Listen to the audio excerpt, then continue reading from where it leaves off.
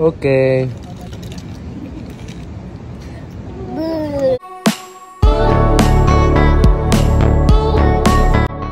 Pinaghahandaan na nga ang kaabang-abang na wedding dito sa Siargao. Happy Islanders finally becoming one. Philmar at Andy tiniyak na kumpleto ang mga anak sa kanilang special day na kasal. Tiyak nakakaiyak ang kanilang kasalan, kumpleto ang magkakapatid. Okay.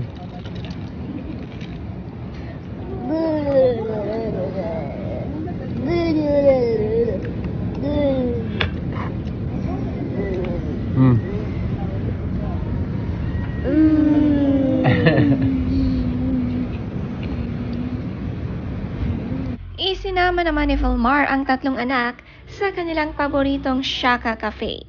Pagkagising sa umaga, ito ang kanilang dinayong breakfast. Napaka-healthy at iisang pagkain ay gusto nila. Magkakapatid nga talaga sila. Fruits and fruit juice ay gustong-gusto. Very good at tama ang pagpapalaki. Very look-alike din talaga ang magkakapatid at tiyak sa kanilang pag-abay ay nakakatuwang panoorin.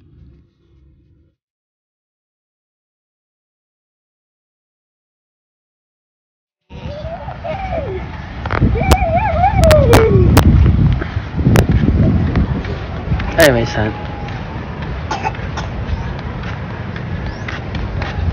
Hey, my son. Ito nga ang matagal ng wish ni Philmar na makasama ang mga anak na magbanding dito sa Siargao. Kasamang pumunta sa paborito nilang kainan at kasamang mag-surfing, swimming at iba pa.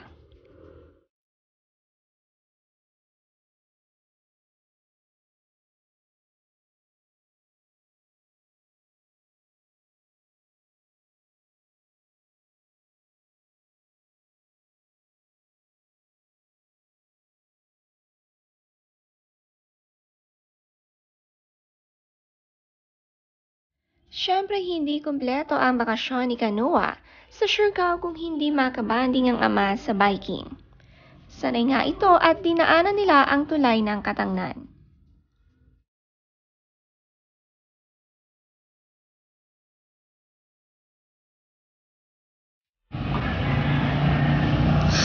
Hi, my girl.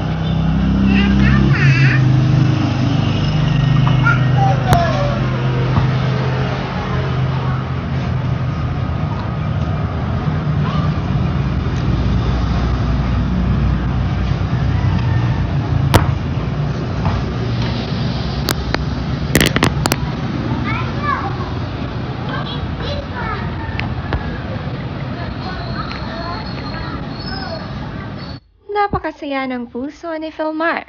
Umagang-umaga, busy ang mga anak niyang naglalaro sa playground at kanya-kanyang bola ng hawak. Mas masaya talaga pag maraming kasama. Pare-pareha silang mahihilig sa bola.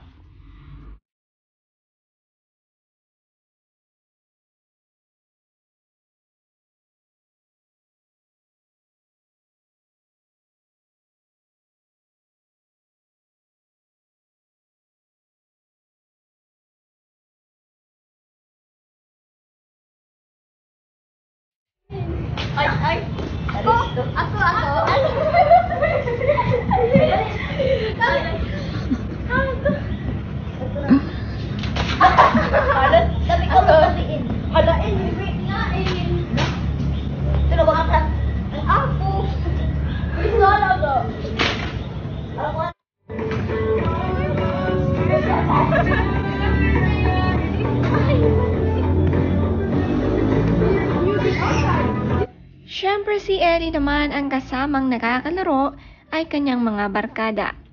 Madalas ang laro nila ay badminton. Ala nang hilig si Ellie sa surfing at gusto niyang ibang activities tulad ng piano at badminton. Masaya si Ellie na marami siyang nakakalaro dito.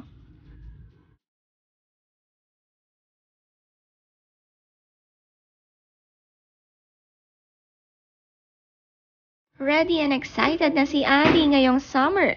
Napakabait nga ng pamilya nila na lahat kaya nilang i-welcome sa kanilang munting bahay. Feel at home naman kaagad si Kanoa sa kanila.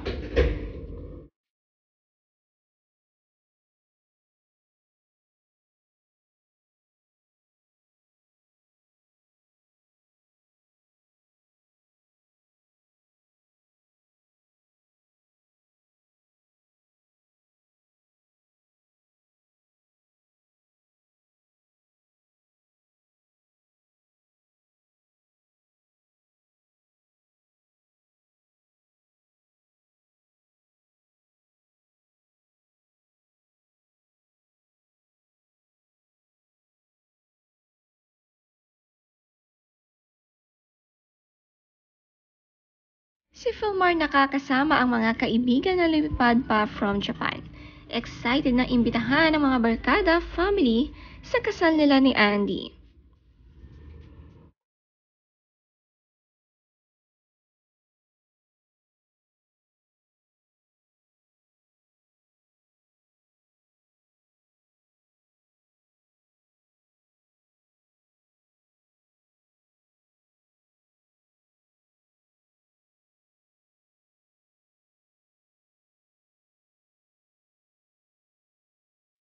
So not too much for me, Don't worry, we'll help you.